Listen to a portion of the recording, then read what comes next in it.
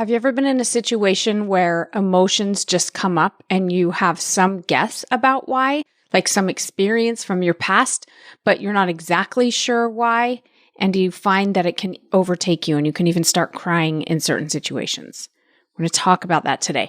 Do you have teenagers or young adult kids who you are trying to guide, and that means sometimes giving them restrictions or consequences or boundaries or rules, and then you question, am I doing the right thing, or am I actually making some of their struggles and problems worse? Am I guiding them more towards the life I want for them, or pushing them towards all the things I don't want for them? How do we know? We're going to talk about that today. And finally, what's the deal with all this talk about the nervous system and processing emotions? Do we have to do that? Can we just neutralize them? What's going on here? We're going to talk about that today as well. This is episode 526, Understanding Emotions, Raising Teens, and the Nervous System. Thanks for being here. Let's do it. Welcome to Better Than Happy, the podcast where we transform our lives by transforming ourselves. My name is Jody Moore. In the decade plus I've been working with clients as a master certified coach, I've helped tens of thousands of people to become empowered. And from empowered, the things that seemed hard become trivial. And the things that seemed impossible become available. And suddenly a whole new world of desire and possibility open up to you. And what do you do with that? Well, that's the question. What will you do? Let's find out. Sometimes listening to a podcast is enough, but sometimes you'll feel inspired to go deeper. If you hear things that speak to you in today's episode, consider it your invitation to a complimentary coaching workshop. On this live interactive Zoom call with me, you'll get a taste of the power of this work when applied in real life. You can participate or be a silent observer, but you have to take a step if you want to truly see change in your life. 2 steps, actually. Head to jodymoore.com/free coaching and register. Then you just have to show up. Your best life is waiting for you. Will you show up for it? jodymoore.com/free coaching. I'll see you there. Did you find yourself thinking, this seems like a random combination of topics to do a podcast episode on? Well, the reason why is I pulled 3 of the questions that we've received on our podcast hotline, which you can call into and leave me a question anytime. And I thought I would address them today. I pulled 3 that I thought would be really relevant and interesting to all of you. I love hearing your voice. I love putting your voice on the podcast. So thank you in advance to everyone that calls in. I know I don't get to all of them, and I probably should be doing these episodes even more than I do, but I like to just throw them in every now and then. If you have a question for me, you can call it in at 1-888-HI-JODY-M. That's Jody with a Y and M as in more, 1-888-HI-JODY-M. But today, I'm going to play 3 questions from 3 lovely callers, one at a time. I will play the question, and then I will tell you how I would answer and coach and help this person. Now, before we listen to these questions and dive in, I have a little favor to ask of you. This podcast is so successful, and it's not because of me, it's because of all of you. I show up here and say what I think would be helpful, but you guys are the ones who listen and follow and share it and get the word out, and that's the reason we have such a big following. And I'm so appreciative to that. I just can't thank you enough. But I would love to recruit your help in taking it to the next level. I feel like it's time. We've been doing this podcast 10 years now, and it's grown very successfully. And now I'm like, let's go next level. How about, right? So in order to make that happen, I need your help. First, I need you to be following or subscribed to the podcast. You probably hear podcasters talk about this all the time. Make sure you're following or you're subscribed. It depends on what platform you're on, what they call it. But the reason for that is when you follow along with the show, first of all, you will automatically get updates every time a new episode is published. So hopefully that's a win for you. But second of all, it tells the algorithm people like this show enough that they want to know when a new episode is coming out. And that means we should maybe put it in front of more people. The platforms want people to be on there listening to shows they like, right? So that's the first thing. The second thing is to just keep talking about it when appropriate. You can directly recommend episodes to people if you think they would be helpful, or you can just bring it up in casual conversation, or you can just share it, in your stories online. If you're on social media in some place, it's really helpful when you do that. And make sure if you're sharing it online that you tag me so I can give it a reshare and give you a shout out. But all of those things just help spread the word better than anything I could do. So thanks in advance for helping me out. Let's go ahead and dive into today's topics. Like I said, I got caller questions here. I'm going to just go ahead and play the first one, and then we'll get started. Hi, Jody Moore. I'm a 63-year-old grandmother, mother, and I have this weird situation that every single time I am with my oldest brother, I cry. I just cry. And I have no idea what it is. I lived with him for a couple of years in high school. My parents were parents of 9 kids, and I was the youngest, and my mom was kind of coming off of prescription medications, and they needed to kind of get rid of me. So I went to live with my brother in Dugway, Utah, of all places.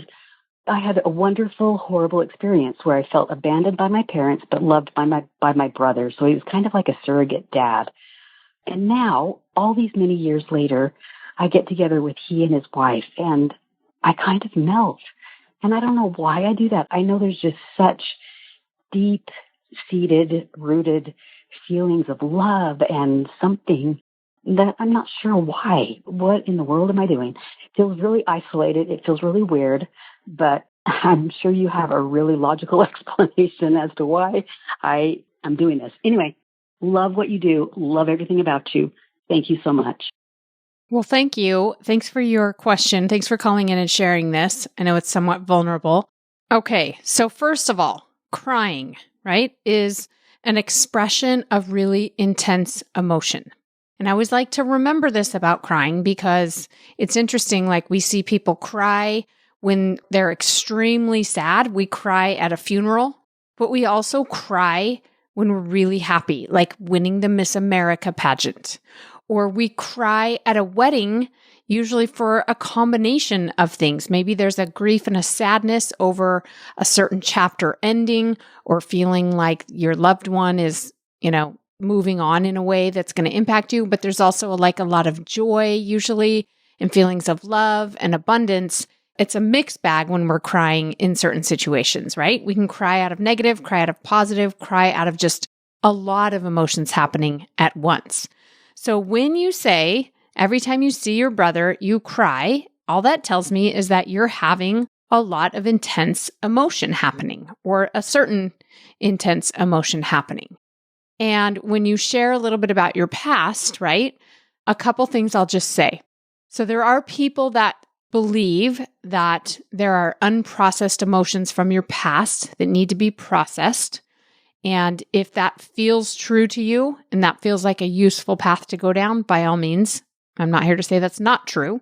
The way I think about it, though, is that any emotion I'm feeling in the present is because of thoughts I'm having in the present, even if they are thoughts about my past. And so if you want to become aware of your thoughts, you already shared some, the experience that you had before, and sort of like memories of past emotions and your thoughts about what you experienced in the past may be coming up for you. But the first question I would ask you if I were coaching you is this really a problem? And if so, why? Because if you're saying, this is a problem, I don't like crying in front of my brother and his family, I don't want to cry when I go there, I would just say, why not? Because especially we can hear this in your tone, that there's a lot of love and appreciation, and there's kind of a tenderness in the way that you tell this story, like tenderness for your past self, tenderness for your brother, and appreciation to him. And it's all kind of beautiful, I got to be honest. So maybe it's not even a problem. You could just try on the idea that it's okay. I just feel a lot of love and I feel a lot of emotions. And maybe, yes, there's also pain associated when I go see my brother. And all of that comes to my remembrance. And I have thoughts, even if most of them are unconscious, subconscious thoughts. I have thoughts and stories about him. And so I feel emotion, and that's okay. And I can just cry when I see him. And you can name it whatever you want. You could say, I just love him so much. that I cry when I see him. I'm just so appreciative to him that I cry when I see him. You can even name it, I have some unhealed trauma from my past that comes up when I go visit him.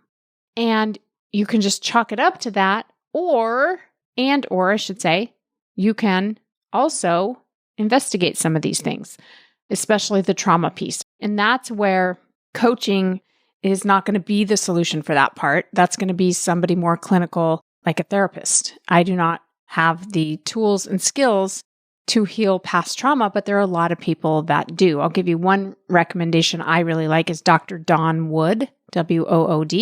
If you go look up his work about healing trauma, I really like him, but there's lots of people out there that would be able to help you heal past trauma if you want to investigate that a little bit, if you think that might be coming up.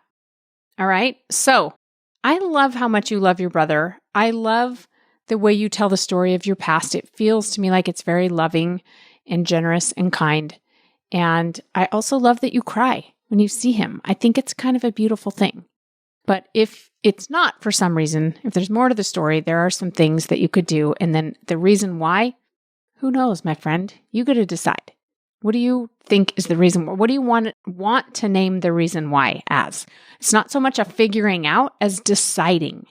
This is what I decided to make this mean. Because no one can tell you exactly the reason. So that's where I would want to empower you to decide. All right. Thanks so much for calling in. Let's go to the next question. Hi, Jody. I have a question about my son. So there's a couple of circumstances we're dealing with. We had to make some changes due to some poor choices that he was making. So we've limited who he is allowed to, spend time with just because they weren't bringing out the best in each other. So he's going through probably a somewhat painful process of maybe feeling a little bit lonely and a little bit isolated, just having to make new friends. So, the circumstance would be that he's not permitted to hang with the same group that he was. He's a teenager. He's 16. And so then I have my negative thoughts about that, or am I causing him, harm socially? He has some depression. So am I, making that worse by having him go through this discomfort? And then the second situation with him is that he doesn't have a job for the summer. And I'm frustrated. My negative reaction to that is frustrated that he didn't take care of it in February when they were posting the jobs and setting them up. And so I feel like, that he's falling behind, or that he's not learning to be self-sufficient, that he's, not going to be prepared for college to have any money. So I'm having some negative thoughts about some of the circumstances with my son. And I just love when you talk about like how we're all having the experience we need to have. And I just wanted to see if you can dive into that a little more as a parent for our children, like even adult children. We have older children as well. And just like knowing that they're living what they, and learning the things that they need to at this time. If you can, kind of dive into that a little bit, I would really love that. Okay. Hi, Mom. Not my mom, but a mom. I'm a mom myself, so I can relate to a lot of these questions that you have, a lot of the concerns that you have. And I know we have a lot of parents here. So thanks for calling in and sharing that. And thanks for the good work you're doing of raising kids. It's not easy, right? This is no joke, this job that we all signed up for. Okay, I want to speak first to kind of what you said at the end there. You said, I really like when you talk about how everybody's having the experience they're supposed to have. Can you speak to that? And how do we know if they're having the experience that they're supposed to have? So that is a thought that I offer people sometimes. And so is it a fact? Is it true that everyone's having the experience they're supposed to have? No, it's not a fact. We can never prove it. We never actually could say, yeah, I know for sure. But could we ever prove and make it factual that they're not having the experience they're supposed to have, or that they may not be, or that there's even such a thing as that? The answer is no. We couldn't prove that either. So this is one of those areas where our brains want to look for what's quote unquote true in the world, in the people that we love, in the universe, you might say, in reality. And there is no absolute truth. So this is where you get to decide what you want to believe. And I find that when I believe, you know what, everybody's having the experience they're supposed to have. And let me expand on it a little bit and relate it to this example of our kids, our teenagers, our adult kids especially. When I choose to believe, okay, my kids are going to have the experience they're supposed to have in this life, it brings me some peace. It calms me down. It brings my rational, logical, prefrontal cortex back online so that I can make the most wise decisions. I don't want to be making decisions from my primitive, panicky, insecure, childlike brain, right? Which is where I go when I'm like, oh no, what if something's going wrong? What if I'm not doing it right? What if they're not having the experience they're supposed to have? I panic and I move more into the lower brain and out of the higher brain. And so I don't see any upside to that. It doesn't feel good, but it also doesn't make me a better mother.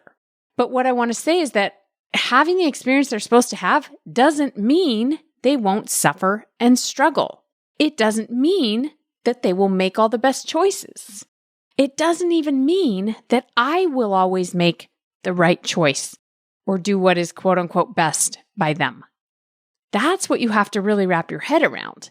The experience that we're all supposed to have is partly amazing and good and peaceful and fun. And it's partly painful and terrible and hard and full of suffering. That's the experience we're all supposed to have. So the reason the brain wrestles with that question is because we're looking for everything to go smoothly. But that's not the way it was meant to be when we came here to Earth, right? It was meant to be a mixed bag. It was meant to help us grow and evolve and exercise our agency. And the only way that we grow and evolve is through trial and error, right? It's through classes, quote unquote classes. Okay, so if a class is too easy, it's not going to help me grow. So I don't mean that the class has to all be painful. It can be fun to learn. It can be invigorating, but it is also sometimes painful. It's uncomfortable at times, right? Anyway, back to kind of the more specifics of your situation here with your son. Some of these questions that you're asking me, I just want to reframe the questions just a little bit, because if we ask a better question, we get better answers in our own minds.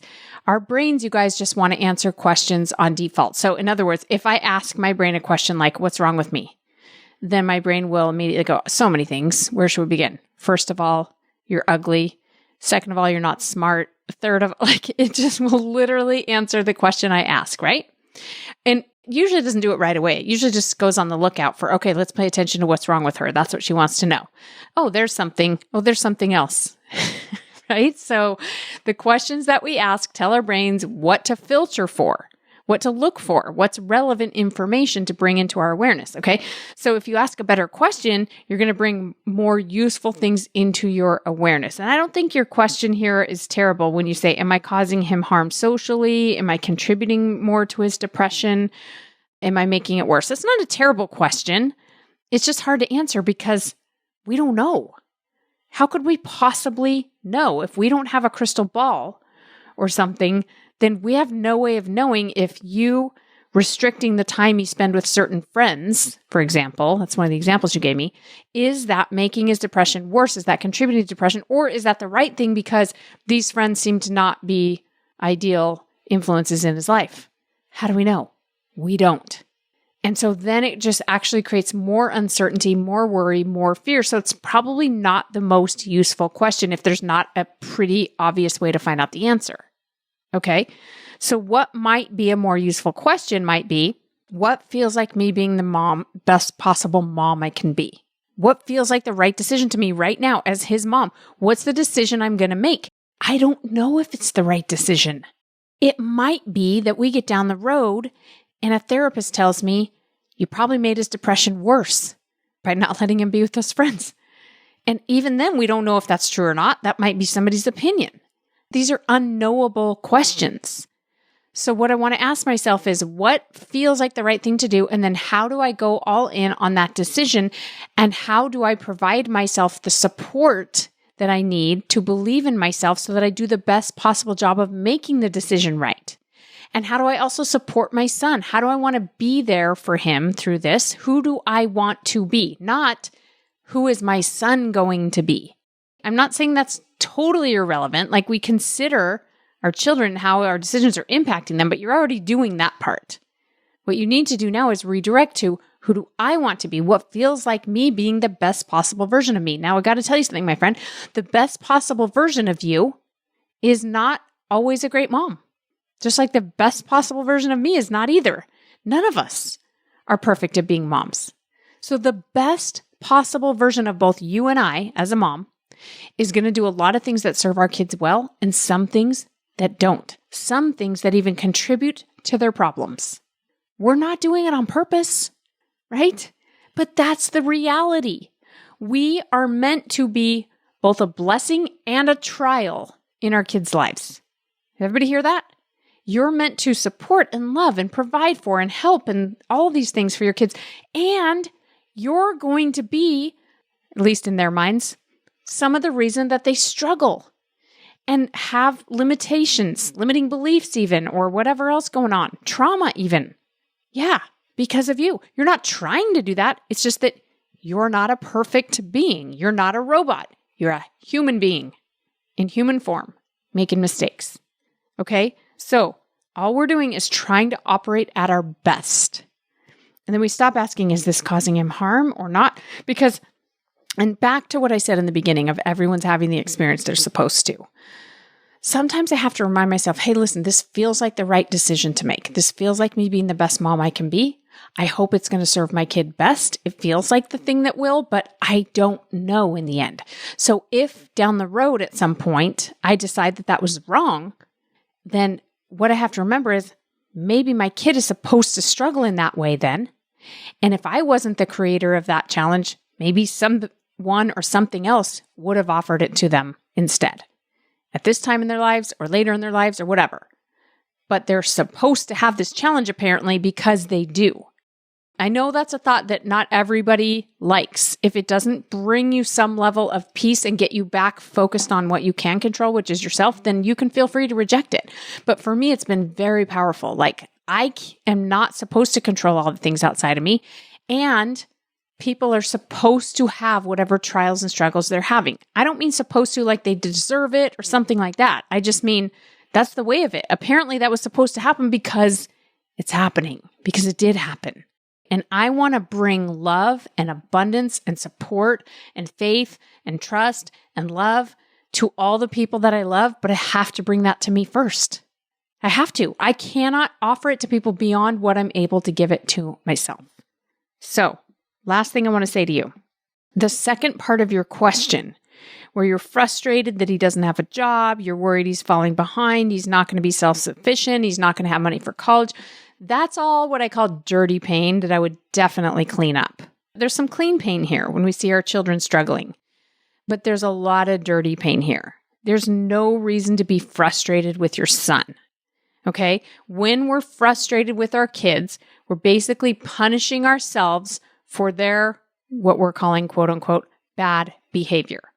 Okay. So your son not getting a job, you can have expectations. You can say, you need to have a job by this date. And if you don't, this is the consequence.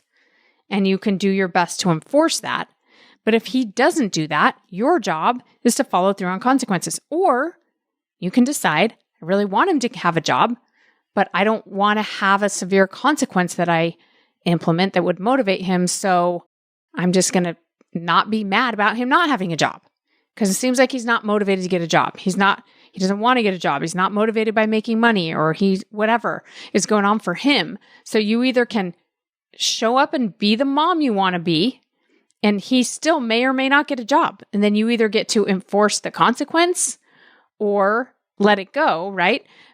But we can't control our kids. Is he going to fall behind? This is such a terrible question. Again, back to what I said about useful questions. Because if you ask your brain, is he falling behind? Your brain's like, okay, got it. Go to work looking for proof that he's falling behind. That's what our brain's here. Is he not going to be self-sufficient? Okay, got it. I'll look out for proof that he's probably not going to be self-sufficient. That's all your brain is hearing. And it's going to start looking for it and it's going to find it as we would with any person. Okay? So instead, you are allowed to just decide he's going to be just fine. And I'm going to know what to do. I'm going to know when to push him when the time is right. And if we get to a certain point, and I think I need to push him more, I will. Or maybe I want to push him more right now. I can, but I'm not going to be frustrated about his lack of follow through. Why would I want to punish me for him not following through? If you need to be looking down the road and letting him know, hey, son, you're 16 years old and in a couple of years, you're going to go away to college. And just so you know, this is what we are or are not able to support you financially with for college. And the answer might be, we're not going to be supporting you in college. You're going to need to take out student loans and support yourself. So you might want to start planning for that right now. If you need to have that conversation, great, do it. Whatever conversations you need to be having, have them and be clear and upfront with your child. But then this is the hard part. You have to let them make their own decisions. And you get to, again, have consequences if you want, but your frustration is all yours and you can let it go by just deciding this is not a problem. He's going to be fine. This makes perfect sense. He's a 16-year-old. He wants to just hang out. And if I'm not okay with that, I need to have a different expectation as a parent. All right, thanks for your question. Let's go to the last one. Hi, Jody. This is Whitney. I absolutely love the podcast. I love the work that you do. I just think you do a phenomenal job. My question that I wanted to reach out and ask you is, over the years, as I've learned more about the nervous system and especially processing our emotions, I have just been wondering if there's a way to be able to neutralize your emotions more than thinking that you have to feel your way through every single emotion throughout the day. I feel like for myself, as I neutralize my emotions or almost dismantle them, obviously through feeling them, I do a much better job throughout the day of almost not even noticing that my emotions are there. So I just have that question for you, and I hope you have a wonderful day. Hey there, Whitney. Thanks for your question. This is such an interesting topic, right? And we've had a lot more information I feel like we've gotten from the people that study the brain and the nervous system and everything over the last 5 to 10 years. And I'm by no means an expert in it, but I have studied it a little bit and I've coached a lot on this. So let me tell you what I hear you saying and offer you some things to consider. So when you say, is there a way to neutralize our emotions? The answer is, I don't know.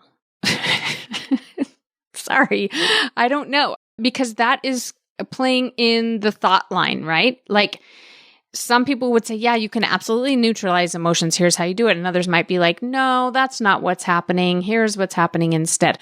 So I think if it's helpful for you in your experience, what I love that you're doing is you're playing with it. You're kind of paying attention to your emotions. You're playing with how you want to think about it. So if for you describing it as like, I know how to dismantle, you said, my emotions by feeling them a little bit, and then I'm less aware of them, like I've neutralized them a little bit.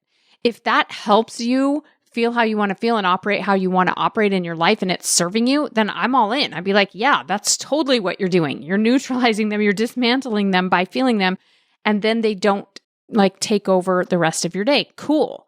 And I think that could be a thing. But what I hear you saying is that you're feeling them, or I always call it processing them, but whatever words you want to use, and then they're not so powerful. They don't overtake you, which is exactly the point. So I always think of emotions as just chemicals in my body. They're hormones and chemicals that get released, I think, by my internal organs at the direction of the brain. So cortisol, adrenaline, right? These are some of the ones we hear about a lot.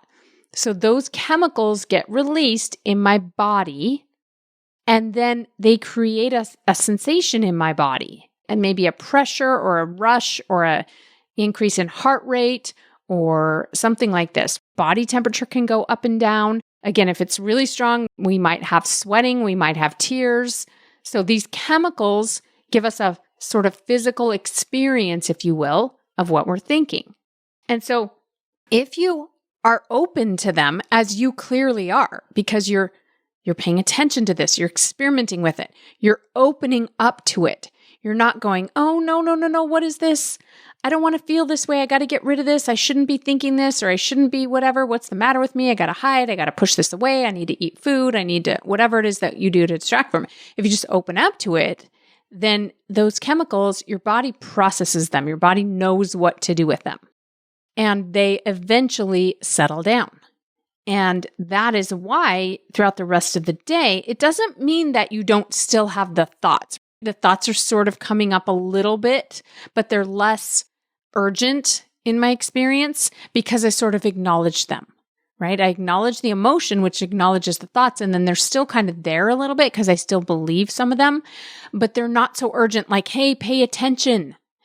And so I have that same experience as you, where it's like, I have emotions, but they're just not really a problem, is what I hear you saying. They're not so demanding. I don't have to let it throw my day off. I can do the things I want to do and still have emotions, even if they're negative ones. So again, that's the way I think about it for me in terms of what happens with emotions. It really is kind of mind-blowing how much just allowing emotions, processing them, feeling them, whatever you want to call it, takes the edge off them, and then they do become sort of like what you're describing here as neutral. You asked about the nervous system, and I took a really intense class on the nervous system a couple of years ago, but again, I'm not an expert on it, but here's one of the things that stood out to me that I'll offer you, is that the instructor kind of described it as we have a comfort zone, right? A zone of comfort in which the emotions aren't super strong. It doesn't mean we're not feeling emotions, but they're not so emergent and they're not so powerful that they throw us into fight or flight. And depending on what's going on, if you have lots of trauma or you've resisted a lot of emotion, then your zone of comfort might be really narrow. It might be pretty small. And on the other hand, the more you do this work of healing yourself, of allowing emotions, of even working on your thoughts and reframing, sometimes it does require therapy or a clinical intervention to do some trauma healing and things, but not always. The more you do that kind of work, then the wider your zone of comfort becomes. And you have a big range you can live within that doesn't send you into fight or flight, even though you're still feeling some emotions. And so I do think that's a pretty empowering thing to experience as you widen your zone of comfort. And I do know a lot of people that have done a lot of work to broaden that zone of comfort, myself included, but some people that I've seen go through much more severe trauma than I have who've been able to do that work. So it's kind of interesting. All right. So that's what I got for you guys today. Thanks again for your questions. Again, if you have a question for me, call it in to 1-888-HI-JODY-M, Jody with a Y, M as in more. I'd love to answer your question on a future episode. And otherwise, thanks for joining me today, everyone. I'll see you next time. Bye-bye. Oh, wow, look at that. You made it to the end. Your time and attention is valuable, and I don't take it lightly that you made it this far. In fact, it tells me you might be like me, insatiably curious about people and life and potential and connection. Maybe you have big dreams, but a small budget and no time. You're tired, but bored. You're content, but dissatisfied. Sound familiar? Come to a free coaching call and see for yourself what's possible. jodymoore.com/free coaching to register. That's jodymoore.com/free coaching.